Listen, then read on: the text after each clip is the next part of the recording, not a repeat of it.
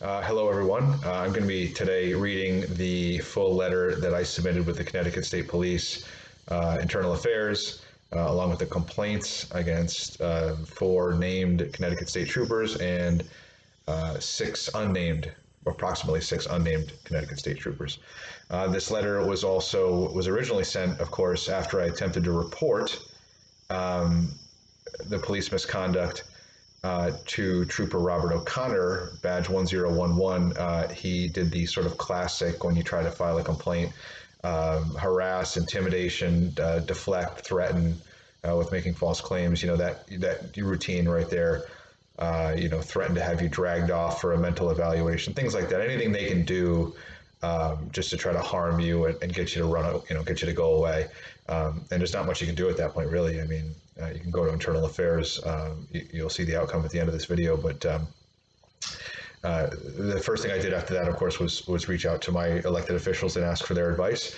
So thank you very much for the offices of Senator Blumenthal and Murphy of Connecticut. Their aides responded quickly and were the ones who told me that the Connecticut State Police are required to document and investigate criminal activity when you report it to them. They are required to take complaints against troopers when you report them, and that I should file complaints about the misconduct, and that anyone that refuses to take that complaint, to file a complaint against them and keep going through that process until they finally do their job.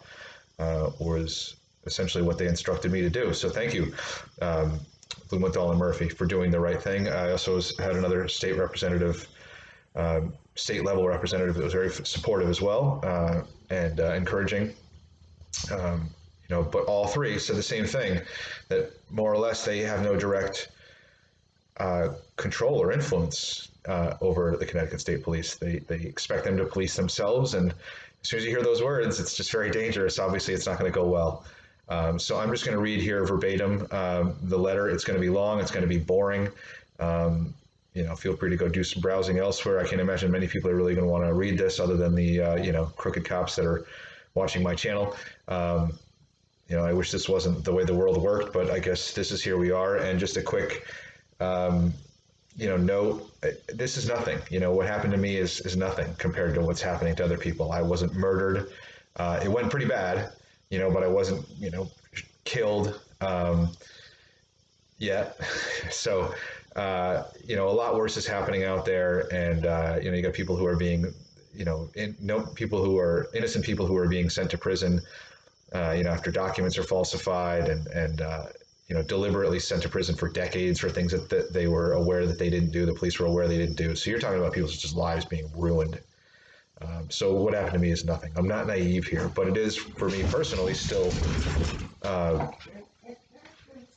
quite stressful. Sorry about the dogs. So on we go. I'm going to be reading this off a Word doc here, so maybe a little odd. I'm not actually looking into the camera. I'm just reading the letter. And this all started after I had made some comments on social media about my concerns for police misconduct. Not a huge surprise. I think it was over a YouTube video. But again, nothing antagonistic or threatening. Just concerns about about the fact that it was going on, and more know your rights type of stuff. Am I being detained? Am I free to go? Stuff like that. Keep it limited. And really, that was born out of a concern also about about how many. Essentially, we have the largest prison population in the world. Half of them are nonviolent drug offenders, and there seems to be this desire to fill our for-profit prisons with as many people as possible, and the police seem all too willing to find people, support laws that allow them to criminalize all behavior and lock up as many people as possible. And I think it's immoral, and I think it's fiscally irresponsible and financially unsustainable in the long run, and it is just wrong. And I spoke out about that, very simply put. I mean, and that's, I think you understand something. This started all in 2012. So fast forward to today, we all have a much better understanding of it. It really came to the forefront of our thinking, really nationally, more recently. But this is sort of just obvious stuff here. But that's who they really hate, is people that understand, that they're making money locking people up, that they're getting additional payments from the federal government for drug arrests, that, you know, cannabis being one of them, of course, it's legal now in half the country. I mean, it never should have been illegal in the first place, but, you know, you need to find new customers and new people to put in cages, and that's really the point of all this. And again, I find it immoral and unsustainable, especially in a country as in debt as we are. And that's really it. But that's, you know, those are the people they hate. They don't hate anybody that insults them. And of course, to the good police officers, thank you for being, you know, the ethical, trustworthy people that we hope you are. But even they are working within a system that is not really designed, primarily focused on public safety, but on money, really. Finding as many people to put in cages as possible and steal their property and keep it or sell it. So we all know that now. So that's where this all started. Would I do it again? Was it even a choice? You know, when you see something happening right in front of you that is concerning, I mean, you're allowed to speak out about it, and you should. And I don't know that I ever could have not spoken up. So on to the letter, and I'll try to read quickly here. So part one of this letter was sent to, as I said, Blumenthal and Murphy, also Congressman Joe Courtney. I forgot that the aides in their office said the same thing. I left him out of that. I apologize. He was my federal representative, and then I was also speaking about a state level representative as well. So I sent this letter to them after I attempted to file the complaints and report criminal activity. We'll get to that in the end. That would kind of ruin the story a little bit. So this is where it all starts. And of course, I'm going to be reading directly from the letter, so it's going to sound a little strange as I read it to you, but it was addressed to them and eventually the state police. I am a homeowner, landlord, and victim of harassment, intimidation, and misconduct by police officers, a private investigator, and his family in Connecticut. During the summer of 2012, there began a months-long campaign of noise disturbances at my home in Willington, Connecticut. Several vehicles will frequently drive by my home while excessively using their horn for extended periods of time, up to 30 seconds, as many as 10 times per day, all hours of the day and night, for the purpose of disrupting the lives of my tenants and myself. Quick note, I owned a rental property at the time. I lived in the house along with up to 11 other tenants. So this wasn't just me. One of the vehicles was a forest green Lincoln Navigator with USMC and NRA decals, driven primarily by private investigator and retired police officer MDM of Willington, Connecticut. Another was a blue Ford Explorer, driven primarily by his son, MDM Jr. Another was a white Nissan Altima, also owned by the same family. One of the strange things about this was that as this was happening, I would see the Lincoln Navigator in the parking lot of the gym in Tolland, where we all went to work out, evidently. I would see the vehicle arriving and departing, and witness that the driver was a 40-plus-year-old man that just didn't seem like he looked like he would be involved in such petty criminal activity. He would, however, stare at me in a very aggressive manner when he saw me. I had never met this man before. It was quite strange and uncomfortable. This was going on during the noise disturbances. And it's odd because just a quick note here, this is not the letter, this is me speaking. When this is going on, you kind of get this, it's like if you had an insane neighbor, it's like there's a crazy person in the street, just don't make eye contact. It was sort of one of those type of reactions. You think, well, this is odd and it hasn't risen to the level that it's destroyed my life yet. So you just kind of, you ignore it. You don't really know what to make of it. You don't know that it's directed at you at first. So that's kind of what my thinking was at the time. Obviously, I tried to slim the letter down a little bit here for the purposes of submitting it to senators and state police. Back to the letter. One night, the Ford parked in front of our house and depressed the horn for approximately 2 minutes at 1 o'clock in the morning. That was probably about the 200th time that they had done something like that. Until we woke up and turned on all the lights, they then drove away. My housemates and I were actually, the strange irony here is that all of these people are veterans of the United States military. Not my two roommates / tenants were in the Marine Corps, just as this perpetrator was, based on the perpetrator's bumper stickers, which is kind of an interesting factor here. That it can be a motivating factor for some, but then they can also become victims of the same type of people. It's bizarre. Of course, one of my roommates had just returned from a tour in Afghanistan. He was dealing with PTSD.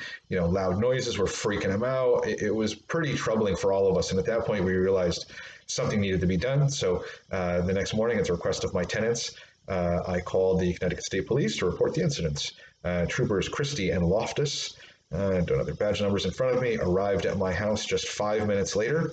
Myself and one of my tenants and fellow complainant met them in the driveway and explained what had been happening. We provided them with a partial plate we had obtained from the blue Ford Explorer over the course of the 2-month-long ordeal that we've been dealing with. We were only missing the last, I believe it was a number. And again, at the time, quick note, off letter here, I don't still have it written down because there seemed to be a conclusion to all of this at that time, and we'll get to that. But I think the plates were it was whether it's a letter or a number, if I'm a state trooper and somebody gives me a license plate and it's only missing, it was either like ABC 123. If it's only missing the last digit, whether it's a letter or a number, it's either a 0 through 9 or an A through a Z. You have a really short list of possibles there. And I'm pretty sure back then it was 3 letters and then 3 numbers. You run the 9 or 10 numbers into there, and if one of them happens to be a vehicle that matches the description and is registered to a house that is 5 minutes up the street, as we would soon learn it was, then that's the person. But Trooper Loftis claims to have not been able to determine who these people were based on the plate, which is just not believable.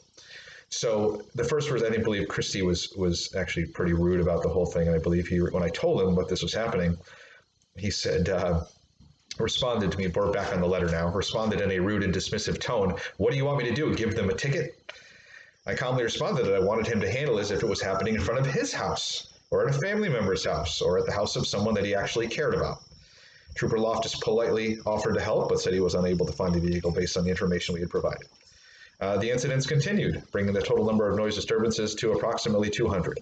I began, out of desperation, driving the neighborhoods near my house and eventually saw the vehicles used in the harassment, my dogs again, parked in the driveway at, we'll leave his address out, but list the street, on Lindsay Lane in Willington, Connecticut. I again called Troop C. Actually, I left out a quick note. I drove home, picked up 2 of my tenants, told them I saw the vehicles parked in a driveway.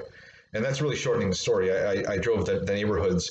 They would always come to and from this connecting street that was across the street from my house, and you can kind of do the math if you know the town. Well, then they must kind of generally live up in that area.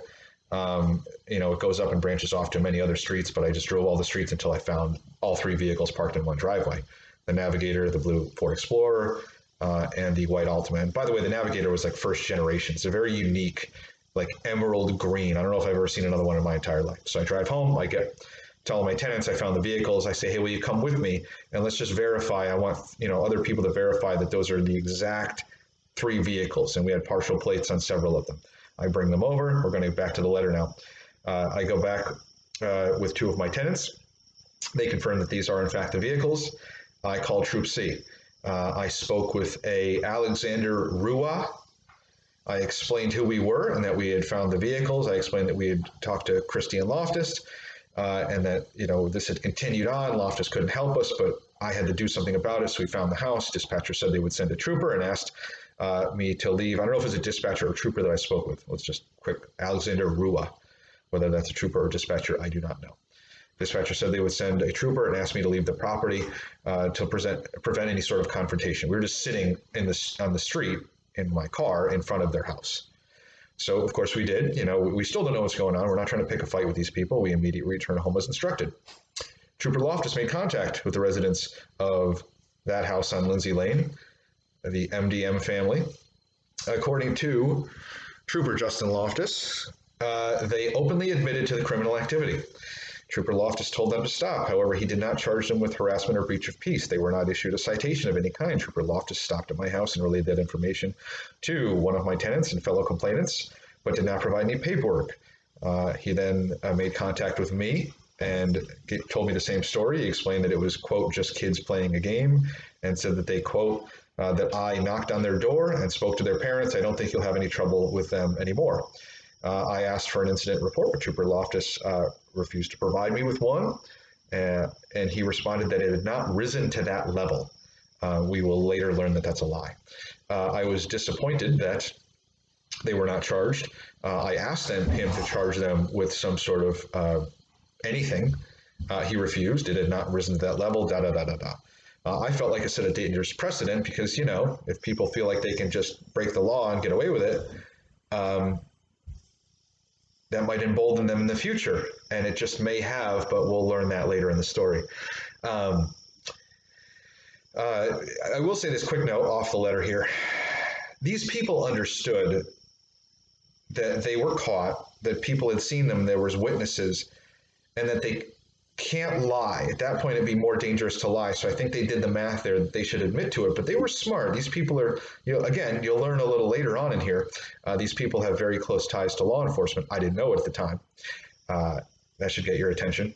They understood not to admit any sort of intent. Just say, oh, we're just playing around. It wasn't directed at those people. And without intent, it's harder to prove criminal activity. So back to the letter. After a few days, the noise stopped, and that was good enough for me at the time. I believed it was worth noting that there are no, quote, kids at that household. All of their offspring, let's call them, were 18 or older at the time. So again, another flat-out lie. Following the intervention from Trooper Loftis, I would continue to see this guy at the gym, and it sort of elevated from a little bit of a glare or a quick stare to a look that would kill. This guy would stare me down like he wanted to murder me at the gym. But, you know, here we go. A little bit of time passes. In 2014, I was part of a friendly, respectful group discussion on Facebook with a former classmate and a person who was, I didn't know at the time, but soon learned, was a member of law enforcement. Initials JV. Following an officer-involved shooting, I believe it was the Michael Brown shooting in Ferguson. And what my comment there, which was, and again, I'm very concerned about the disintegrating relationship between the public and the police. It makes us all less safe. And that's what was interesting about all of this is that, you know, back then I was naive and I thought, you know, that most cops were good cops, and I thought that the good cops wanted to get rid of the bad cops, and I thought this was an anomaly, and that it was time that we all kind of band together and you know address this thing. I didn't realize that wasn't the case. You know, evidently, you know, I had a lot to learn. So my comment was that because they kept changing their story, I said, you know, every time they change a story about how many shots were fired or what exactly happened, they're losing credibility there, and it makes it look like, because what they were doing is they would tell one story and then a new piece of information would come out and then they would say, okay, fine, it was like this new piece of information. And then another piece of information would come out and they would say, okay, fine, now it was like that. And they basically told this shortened story that made the police look as good as possible. And then as more witnesses came forward, they said, okay, fine, yeah, that witness is correct, it was that way. And I said, you know, every time I do that, I lose a little bit of faith in them. Something along those lines. The very next day, and the conversation, you know, this JV actually kind of got quite angry, and he said he basically flipped out on Facebook. He accused me of having issues with police, quote unquote. We know those keywords now. I mean, again, fast forward to today in the age of you know, First Amendment auditors, we know all the key phrases they use, you know, called me a cop hater. And, you know, that's just a great way to label somebody to then justify all of the things that are about to happen to me next, as the harassment and intimidation is going to step up in levels, because then they insist that I'm somehow their enemy, which they know isn't true. But again, back to the war on drugs, they're just looking for customers. They're just looking for somebody to harass. And they just love to have the justification to do it. So we know that's again, I know this now. At the time, I was just naive. I was just some guy that was trying to bridge the gap between the police and the public and make us all safer.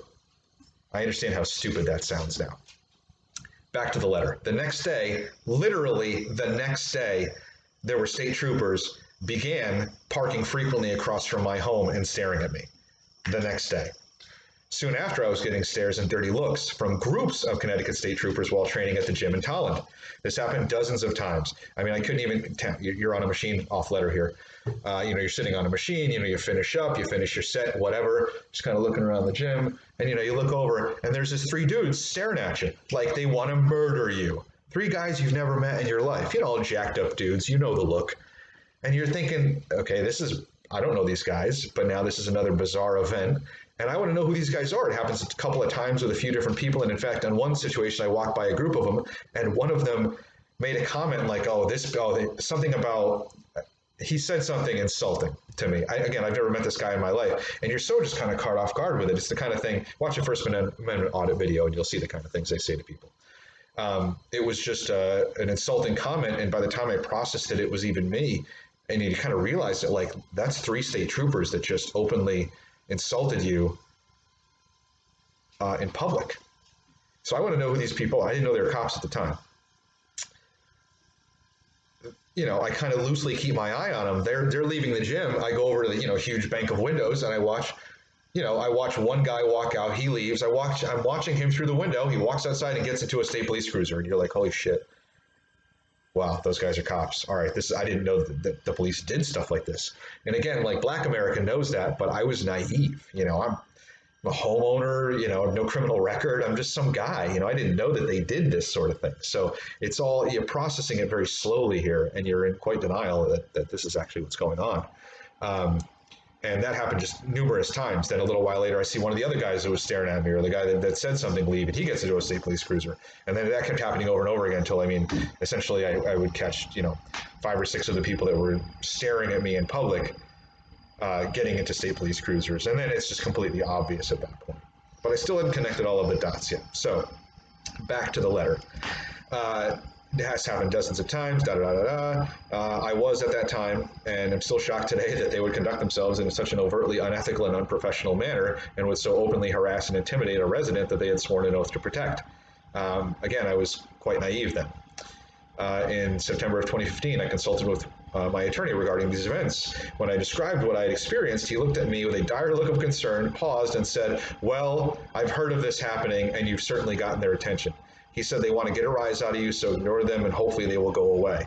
This was terrible advice, and they certainly didn't go away, though I understand how this is really the only advice an attorney could give you.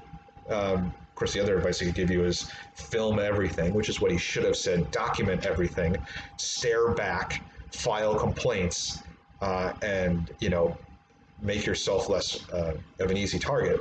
I should have started documenting what was happening to me. Every time I would pull out a camera, again, these events, they're really nothing. Even if you caught some guy looking at you, it's not a crime. Even if you caught the state police, they're not going to do anything. They're not going to hold these guys. They can shoot you in the back on camera and they go free. So, you're really, even if you catch a video of something, it's really, unless they're right up in your face threatening you or beating you, you have nothing. So, quick off letter there. He told me to ignore it. I should have been documenting it. Back to the letter. You have to understand how intimidating it is to have the police harassing you in this way. I feared that I or my dog would be shot and killed. Or worse. After consulting with my attorney, things got worse. A new creepy guy started parking across the street from my house. He was in a black Nissan pickup truck with a cap, USMC, Marines, and NRA decals, same exact ones as the Lincoln Navigator. I'm not going to give you his license plate, but I do have it. He unfortunately had veteran plates, Connecticut veteran plates, which is sad to see that people who served their country would then come home and break the law in this way. Instinct tells me he has ties to law enforcement. Duh. In early 2017, I was commuting to work at a part-time job. I lived right next to the UConn campus. Now, back to that, the house I owned was a rental, and I rented to some UConn students, and that was one of my income streams. I was commuting to UConn for a seasonal job. I was working at Wings Over Stores. Just go off letter here because there was no point in putting it in the letter. This wasn't my first time going to work at Wings. This was just another day. But literally on my first shift, I was driving down Industrial, which comes along the side and perpendicular to the Yukon Police Department. And I saw a vehicle. It was a GM pickup truck, black and red, very unique, older, parked there in the employee parking lot. That vehicle, what it liked to do, which was all very odd, is it liked to come up the hill towards my house, slow down to a creep, and then once it got right in front of my house, nail the gas, like chirp out and then rip down the street like drag, just trying to make as much noise as possible. Things like that were going on along with this, but you're just not going to mention it to the state police because you're trying to focus. The only thing they can do is look at the conduct of state troopers. But things like that, lots of other little noisy disturbances and just ways to try to generally make your life more challenging were happening all the time. I really wish I had put up some cameras. But again, it really doesn't look like much, and you have to be very careful here. It's easier for me to tell this story today because we're really starting to see. It's right in front of us, really what's going on. It's easier for people to believe this now than it was then. And now it's just time. I've healed a little bit. We'll get to the bottom of the story. I don't want to ruin too much of it. So I'm driving to my shift that day at work. I'm perpendicular at the light on North Eagleville and Industrial. There's a state trooper sitting in a Explorer there at the light. I'm coming down the hill. He literally, I'm to his left, 90 degrees. He saw me out of the corner of his eye and whips his head around and stares at me at the light. He's driving straight. He's not turning left. He stares at me, head to the right, to the left, his left, staring me down the whole time. I come down, I turn on the North Eagleville going to work, and he just locks on and follows me. This was happening all of the time. I'd be literally like another off letter. I mean, so many different events here. I've driving by a construction site once in Stafford, and it was just the most bizarre thing is I'm coming down towards, there's a police officer there, directing traffic or something like that. And as soon as he sees me, he just does the same thing. That there's my enemy, I hate you and I want to kill you look. How many times I've seen that if I had a nickel for every time. Locks on and just follows you. I'm in my rearview mirror watching this guy. I'm an eighth of 100 yards down the street, eighth of a mile down the street, and this cop is still staring me down. He's not directing traffic, he's just standing there. That's important. It's not like the cars are over there like, hey, can we go yet? He's just standing near for some reason, and he has his car there, I think, with the lights going so that people see the workman. He's not actually involved. He's just sort of there to slow people down. So he's in a position to do that. Stares me down, locks on the whole way. So back to this work event. The guy does the same thing. Stares me down, locks on the whole way, follows me, turns his head the whole way. I go to work. I'm working part-time as a delivery driver. Love that job. I come back from a delivery, same state trooper, parked across the street from Wings on North Eagleville, pulled up onto the curb where they don't sit. It's not like they sit there for radar or something. They don't sit there. Blocking the curb, again, staring me down, 90 degrees with his head to the left, staring me down, looks that would kill. I kind of look at him out of the corner of my eye, and whatever, I go in the building. An hour later, I come back from another delivery. Same trooper, same thing. Three times in one shift, the same state trooper not only stared me down at a light, but determined while on the clock in a state police, in a taxpayer-provided vehicle, in uniform, while he's working, decided to restructure his day to make sure that he was there. He saw that my car was gone, and he knows that I'm a delivery driver. He waits for me just so he can stare at me. Then he leaves. An hour later, I go for another delivery. He's gone. I come back from that delivery. He's in the same spot again, staring at me. Again, they're not doing radar. They're not doing speed traps. There's a spot down the road where they can park and hide. I had never seen a police officer there ever in my life. That was the only two times ever you'd ever see a cop hold up on the curb there. Just to stare me down. Same old thing. We've seen it a million times. That was a bit off letter, but more or less that was happened. It's probably a longer version. By August of 2017, I had enough. I purchased a quality dash cam for my car. Oh, and quick note, I forgot. The second time that cop was there at my work, this time I pulled out my phone. And I pulled out my phone and I tried to quietly set up, get the video, and hit record. And I picked the phone up, and as soon as I did that, he turned his head, looked straight, and just drove away like it was nothing. So when it comes to recording them, they're not stupid. He's not going to sit there once he sees my phone come out. He's not going to sit there and stare at me. He's going to drive away. And now what do I have? Footage of a state trooper driving away. It's nothing, but it's something. We know what they're doing. They know what they're doing. Savvy people these days know what they're doing. First Amendment auditors know what they're doing. But again, how do you prove it? Even if you could prove it, and we'll get to that later when I ask for the help of another attorney.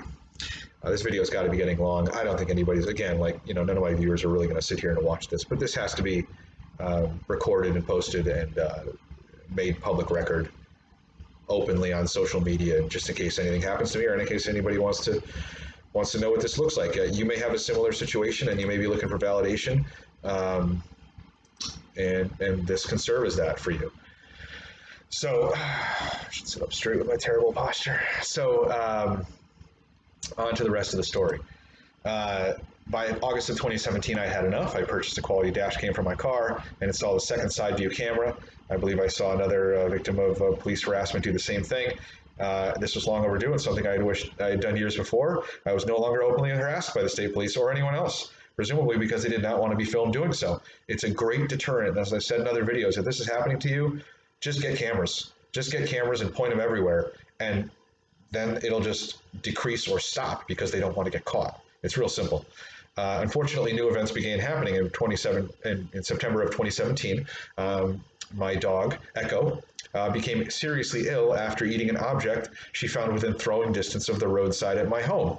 I saw her sort of be lured towards the street and find and eat this object, and I didn't think much of it at the time.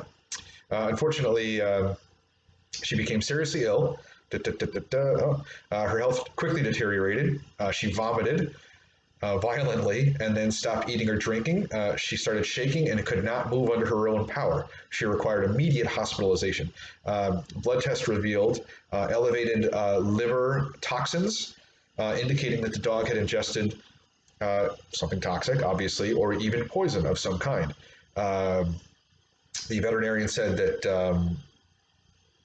I said, could the dog have been poisoned? She says, well, there's no evidence of rat poison, but it's certainly possible. I said, what other causes could be? Well, maybe rancid food, maybe a mushroom, a poisonous mushroom. I said, well, it wasn't growing in the yard. This was from an area of the yard that was literally in full sun all day long. There's no mushrooms there. I assume she just ate a hot dog or something, but this was pretty bad. And if you do a quick internet search, going off the letter here again, a quick internet search, you can see that there are ways, and working backwards from what her liver enzymes look like and the results, I pretty much know how they poisoned her, but I don't want to give people any ideas here. It's just really obvious.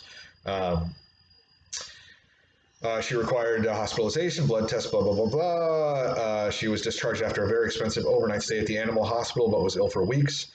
She was constantly licking her lips due to nausea, was unable to eat, was unable to eat properly, couldn't eat, couldn't poop, was forced to take powerful medications that required diet of boiled chicken and rice for weeks. She basically barely survived.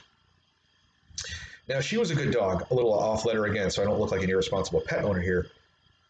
She's a great dog, she's trustworthy, and we live a life mostly off leash.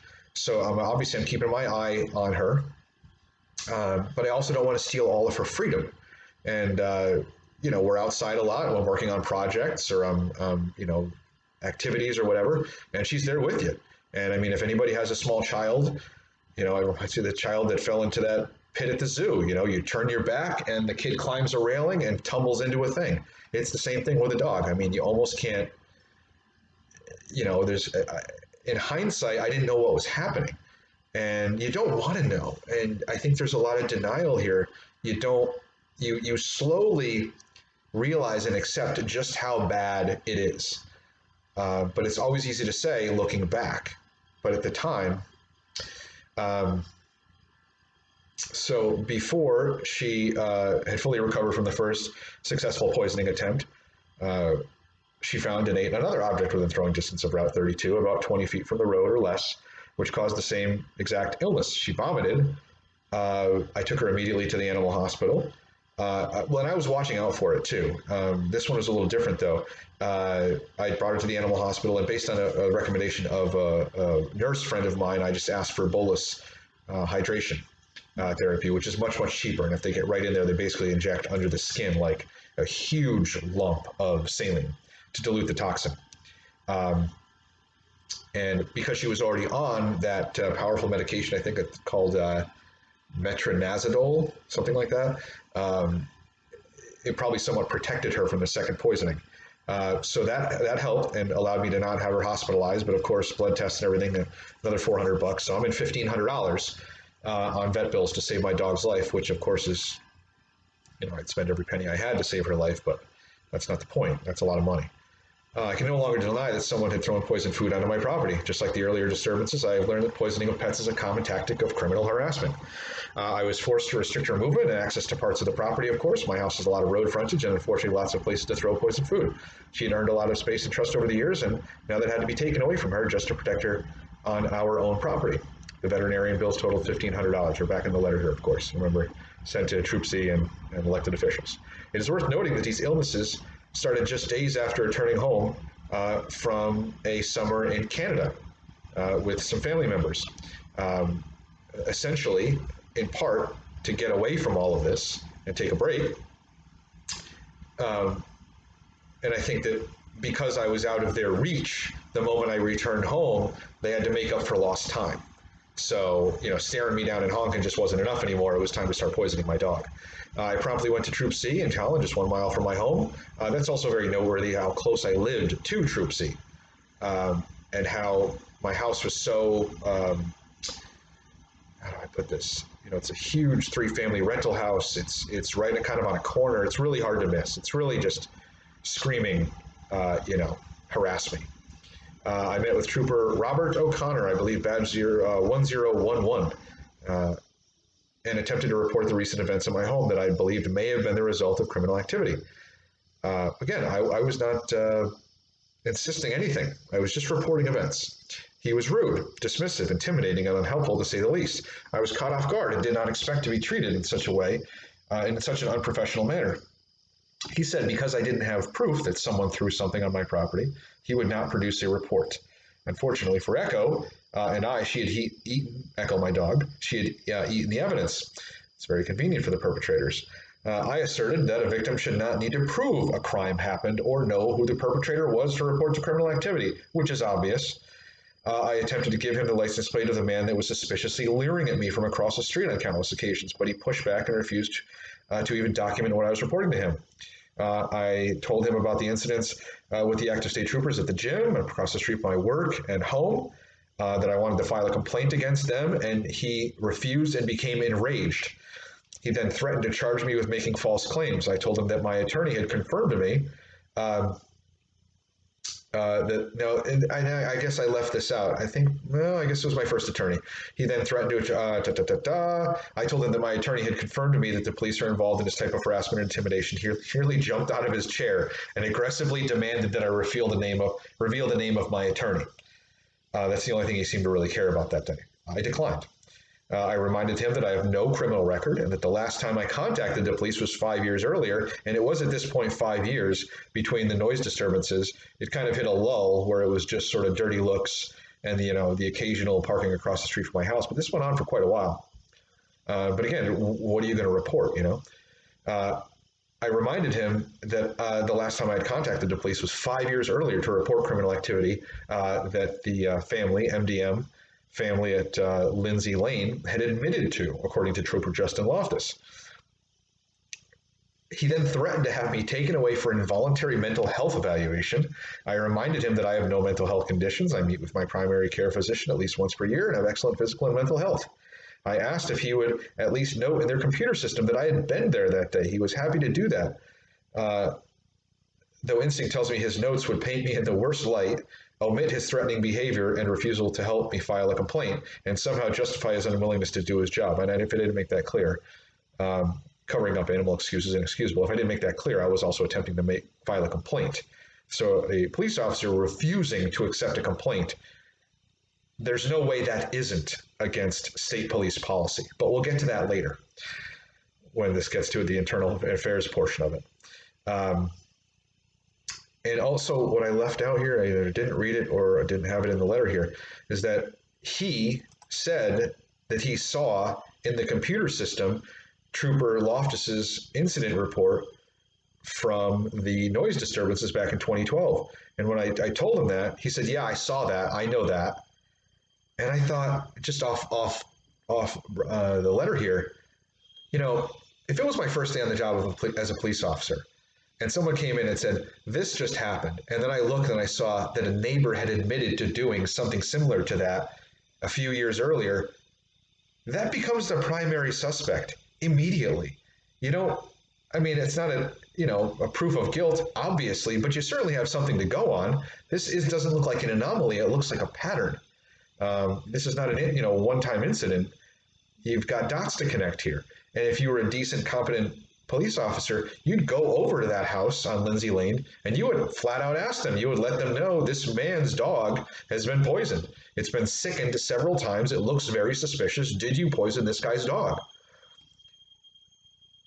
Are they going to come on and admit to it? Probably not. But you don't know, and that's not the point. Simply by going over there, you're showing them that there's some accountability. So if they had poisoned my dog once, twice now, and then the police show up to ask them about it, most competent people would say, okay, you know what? The heat's on here. Let's lay low and stop poisoning this guy's dog. If they hadn't, no harm, no foul, right? You go over, you talk to him, but you let him know, he's reporting it. We're paying attention. We're willing to do something about it. I mean, for all you know, there's a note next to the door that says, poison that guy's dog, with a line through it. I mean, you don't know. So again, clearly they're trying to not do their job. And again, we'll get to that. But a competent, of course, that's in the letter. A competent ethical police officer would have connected the dots and understood that the MDM family on Lindsay Lane, were the primary suspects in the poisoning of my dog. They have motive, they have opportunity. A competent, legal, ethical police officer would have made contact with them and asked them. I did, I guess, put this in the letter. They may have admitted to it. They admitted to harassing me, but when you do nothing, you get nothing. And you also set a very dangerous precedent. The next day I received a voicemail from Trooper White, also at Troop C. He said he was following up on my visit the day before and wanted to make sure that I was all right. This is strange to say to someone who had been treated the way I was the day before. If he wanted me to be all right, he could have done what Trooper O'Connor refused to do, produce a report and investigate the poisoning of my dog. He didn't offer. I didn't ask again, out of fear of retaliation. The reader should be at least a little concerned that the police are helping a family that is admitted to breach of peace and harassment while threatening me, a homeowner, landlord, and taxpayer with no criminal record. But it'll all start to make sense really soon. After Echo was poisoned, I started to wonder if the family at Lindsay Lane were involved. I just started searching the address. I didn't even know their names up until that point. I got their names, started searching their names, and realized that the eldest son is also a veteran of the United States Army. This is noteworthy and sad. It was at this time that I also learned that they run a private investigation company. Oh, snap. I'm going to leave out the name of the company. I'm just going to be vague here. And the road that it's on, it's in Tolland. My research, it's so obvious. My research also indicates that the father, worked in law enforcement before he became a private investigator. This is totally unsurprising. I believe it is worth mentioning that father, was arrested in the summer of 2017, just before my dog was poisoned. Oh, really? Really? These psychotic criminals are out breaking the law in other places. Surprise, surprise. Sorry, that's not in the letter. That's just me exclaiming. In the summer of 2017, after being caught driving 95 miles per hour, drunk, swerving between lanes on Interstate 84. Perhaps if Trooper Loftis had held him accountable the first time he caught him breaking the law for harassing me, he would not have continued his criminal activity after that. That guy could have killed somebody. 95 miles an hour, drunk, swerving between lanes. He was charged with DUI, reckless endangerment, and maybe a couple of other things. Who knows? He's a bad guy. This is a bad dude. This is the Connecticut State Police covering up for a out-of-control psychotic criminal who admits to harassing people, drives drunk, is reckless, has no respect for public safety, and quite possibly could have poisoned somebody's dog. We don't know who poisoned my dog, but he is the primary suspect, let's just be honest. But that's what the police will do. If you are a law-abiding citizen who once suggested that the police shouldn't be able to shoot people in the back and get away with it, you are the enemy. If you are a retired police officer or current police officer and you are out of control, drunk, swerving down the highway and involved in criminal activity, regularly, they will do everything they can to help you get away with it. And this is why we have the disconnect between the public and the police. It's the kind of thing I was trying to repair. I didn't know how bad it was. It's significantly worse than this, but in my situation, you just kind of have these aha moments where you go, this is just incredible. This is beyond my wildest fears. How does Trooper O'Connor know that and we're going to get back to the guy in the black Nissan, and this is sort of the thought-provoking part of the letter here. How does Trooper O'Connor not know that the guy in the Nissan leering at me from across the street from my house, who parked there regularly and would stare me down, I don't know, maybe he was gay and he just thought I was hot. I don't really know, but this dude looked creepy AF. How does he know that he's not involved in this? How does he know that he's not doing this to other innocent people? How does he know that this isn't part of criminal activity? Again, off letter. If you're a decent cop, you want to be able to connect dots, right? You have these data points.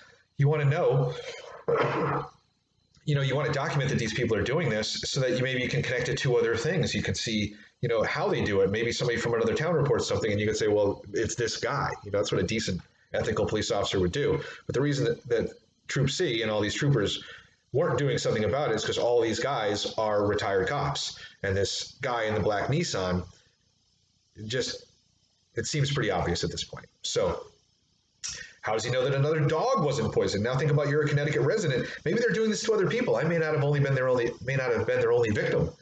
So by not documenting and investigating what happened to me, you could be allowing it to happen to other people, but they don't care.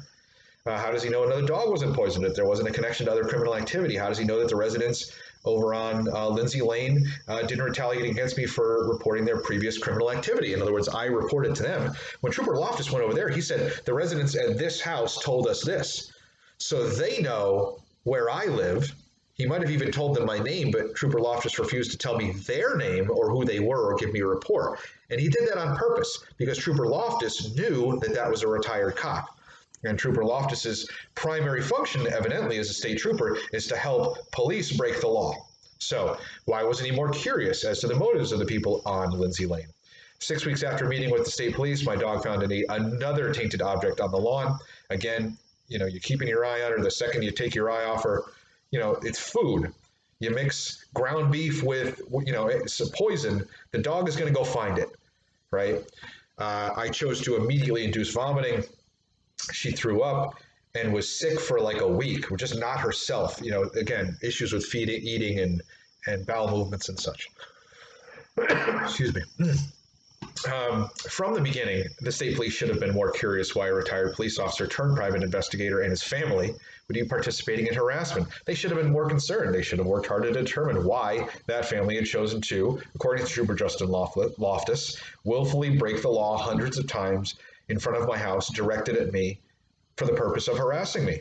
They should have enforced the laws that they admitted to breaking. They should have charged someone with a crime. And as I said earlier, it sets a dangerous precedent. It lets them know they can get away with anything, and then they eventually did. 2 parts, here we go.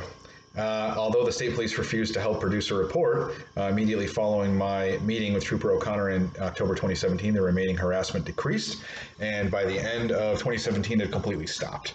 The man in the black Nissan that would park across the street from my house and stare at me stopped doing so.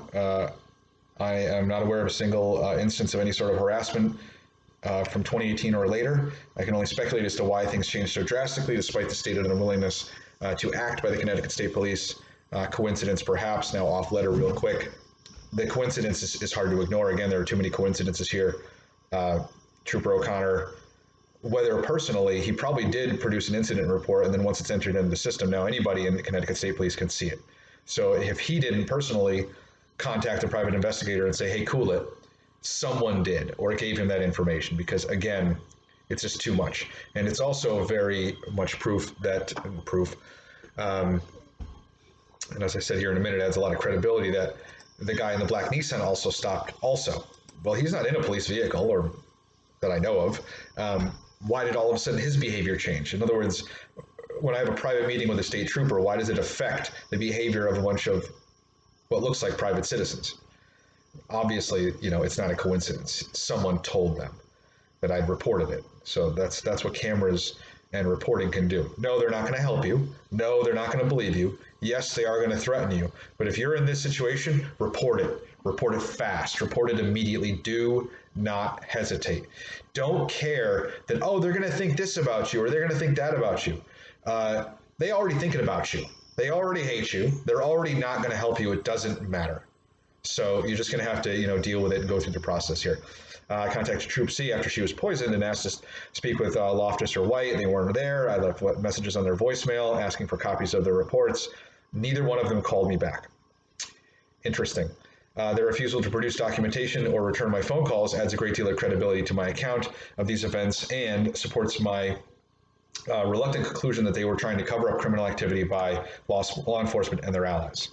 I sent the first part of this letter, as I said before, to Blumenthal, Murphy, and them. They were the ones to, shouldn't have said this in the beginning, but I didn't realize that it was here in the letter. They were the ones that told me that the police are required to document and investigate criminal activity, and if they don't, file complaints against the original troopers and the ones that are refusing to help. So I did. I'm glad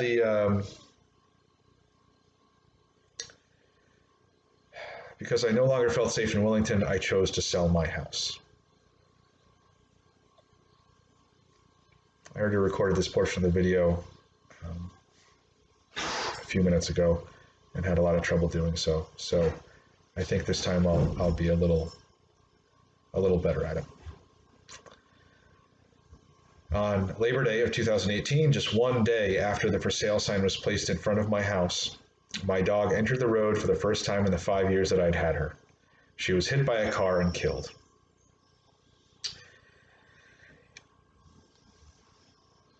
Any competent person would be wondering at this point why a super intelligent dog that had never gone in or near the road just decided to go where she knew she wasn't safe. This dog was smart.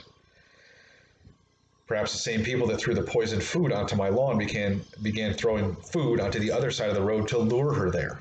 We may never know, especially given that the state police refuse to lift a finger, or move a pen across a piece of paper, or act when criminals admitting to being criminals.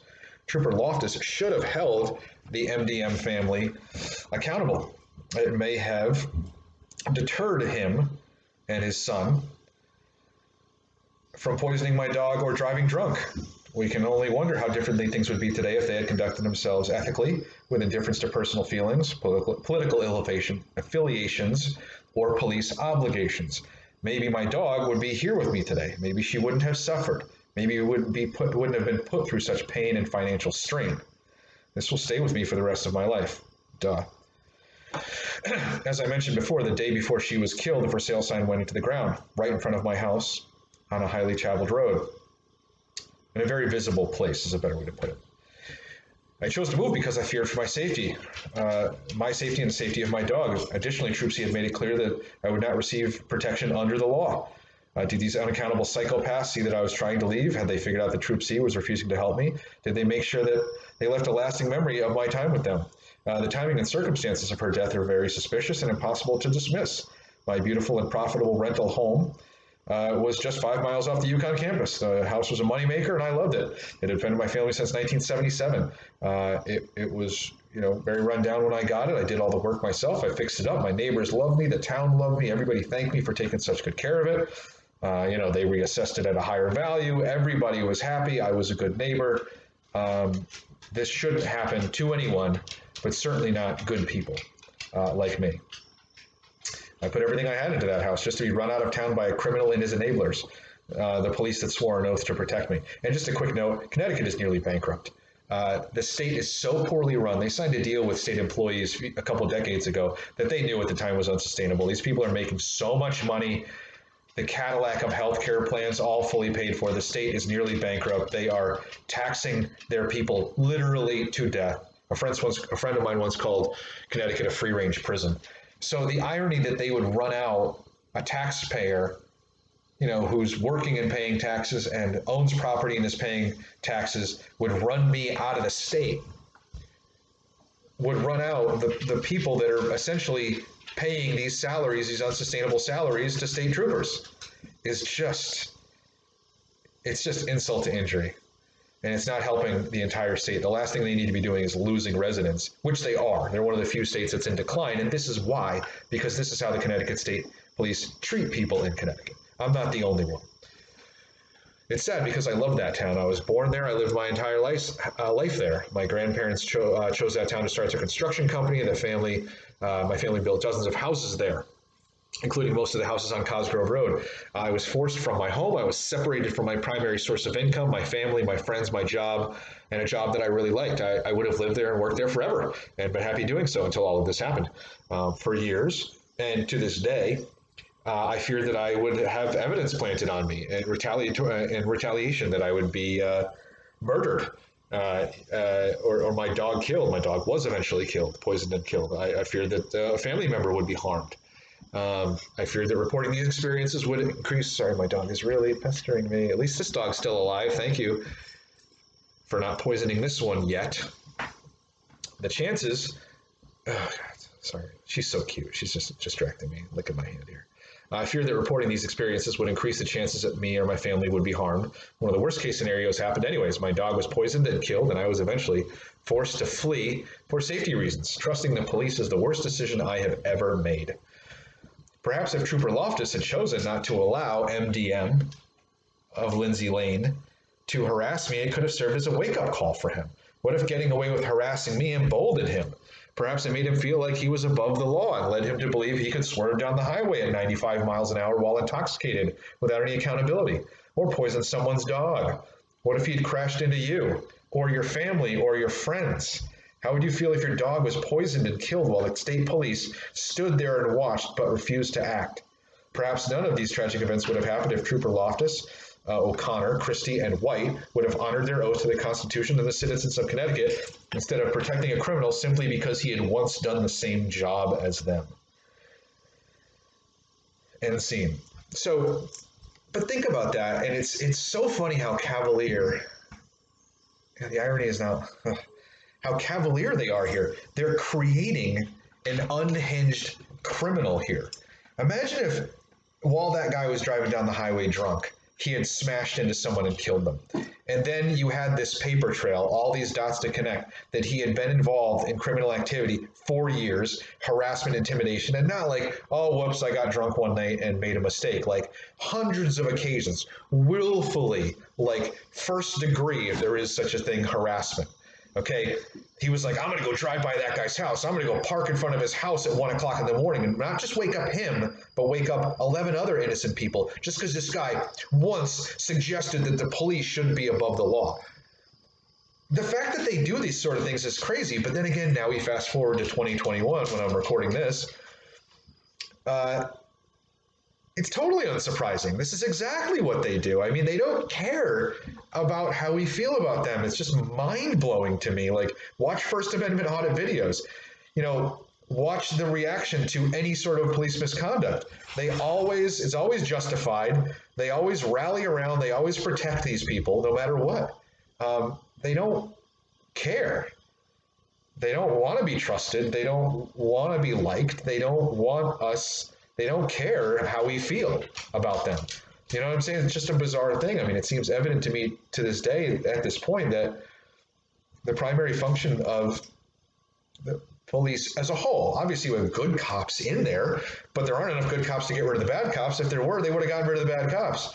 So it seems that the primary function of the police now is to just assist each other in breaking the law. It is the inaction of the many that speaks much louder volumes than the actions of the few. I don't judge the police by a few police shootings, or the planting of evidence, or the withholding of exculpatory evidence during trial, or the falsifying of documents, or coercing witnesses, or witness tampering, or evidence tampering that they are regularly caught doing. And all that stuff is pretty bad. The amount of innocent people that have been thrown in prison for decades because of things like that, is quite troubling. But what speaks much louder volumes is the inaction of the so-called good cops. That's really the biggest thing that unfortunately forces you to not be able to trust any of them, which sucks. It sucks. Just a quick note. You'd think after all of this, I would have I mean, yeah, I'm angry. I'm displeased. I'm hurt. I have pain, but I'm an objective person. I can see clearly when I first moved out of that state into another one, my first girlfriend was the police officer in my little town. And I just kind of ran into her around the way. In fact, I'll admit to it. She pulled me over. I was going a little too fast, and at 25. 25 suck. It feels like you're not even moving. I had been moving to my new house. I didn't realize that it was 25 in that area. It was a long stretch of straight road. She pulls me over. Oh, she's so sweet. I was so attracted to her the moment I saw her. Dated her for almost a year. Amazing human being. It's okay that I'm not still with her right now. Totally worthwhile. And it helped me heal. And I think it shows that I don't hold any lasting animosity towards law enforcement, even after something like this.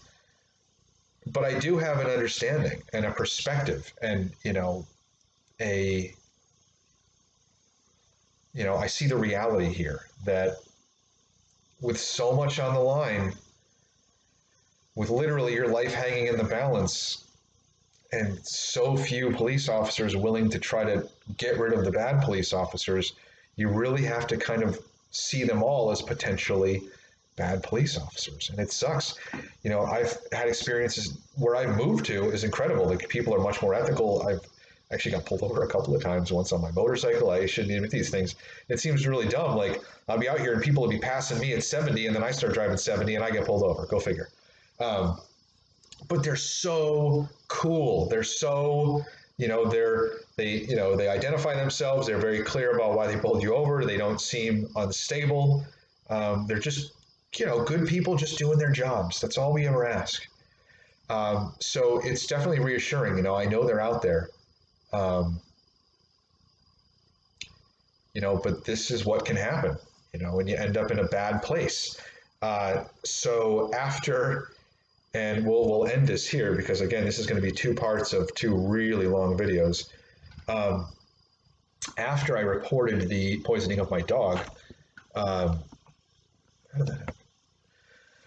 After I reported the poisoning of my dog, I contacted another attorney who specializes in civil rights, things of that nature, who was referred to me by another attorney. And I ran this by them. Very helpful. Thank you. I'm eternally thankful to this attorney for helping me. And this attorney said, and I'm going to leave the gender out of it, when I told this attorney, the important parts of this story, the attorney said, oh yeah, he says the Connecticut State Police are a criminal gang because they are constantly breaking the law. He says, especially, because it's a he now, especially in towns that receive their police services from the Connecticut State Police. He's like, and if you have town cops, they might be doing some stuff, but it's not so systemic. He says the state cops are the worst. And I'm just shocked by this. I mean, this is an attorney just coming right out and saying this. Like, what? What do you mean? What do you mean? What? He goes, yeah, I mean, he goes, it's going to be tough. He goes, good luck, try to get some evidence. I'm here for you if you got it, but it's tough. He goes, they're savvy. They know what to do. They know how to break the law. They know how to get away with it because they know the law so well. They're really, kind of good at it. You know what I'm saying? I mean, they're not ham-fisted at all. They're really, really savvy in how they violate people's rights and break the law regularly. And he says, you're not the only one. And that state level representative said the same thing. I'll try to leave gender out of it. This person responded to me and said, I know that this is happening regularly. I know that they're doing this. You are not the only one. It bothers me. It concerns me. But again, I can't do anything about it. But this state representative, Connecticut state level representative, said, but I do vote on their budget every year. And your story will sit in the back of my mind when I make those decisions. And, I always look at them, kind of with a side eye, I understand what they're up to. I know what they're all about. I can't stop them from doing it, but I do have some influence over them. So that was comforting, but also shocking, to kind of learn that this is just sort of the deal. And yeah, I guess it's just the America we live in. Back to the beginning, I don't know that I have a choice. I had to speak out. I mean, it seems wrong. I mean, you have to step forward, and you have to.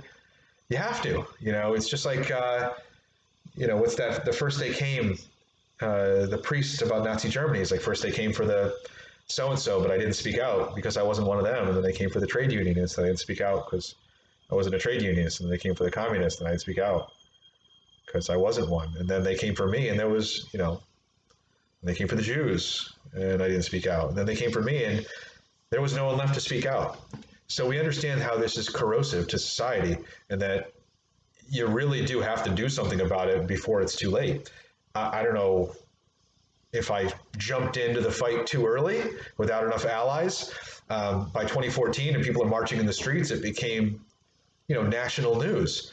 But in 2012, when I got involved in it, it wasn't. And as my buddy who was in the Marines said, he said, you skylined yourself. You stuck your head up. When you're in battle, keep your head low. He says, you stood up and you said, hey, WTF, this is wrong. And you made yourself a target. And I guess that's all true, but of course I had no idea how bad it was. I don't have a time machine anyways. I can't go back and fix it all. And speaking out and coming to the aid of people who are in need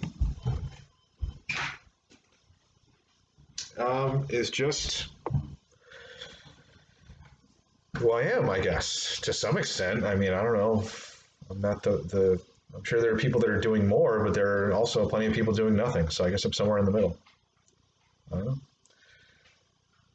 So yeah, that's the story. I doubt anybody's going to sit here and watch this thing. I'm sure, plenty of, dishonest police officers and people that want to harm me are going to watch every second of it, looking for some, something to pick out of this to use against me or whatever. And I guess that's just where we're at here in the United States right now. Sad. Sad. My dog didn't deserve to be poisoned. She didn't deserve to die. But, we can make that argument about a lot of people that have had their lives destroyed.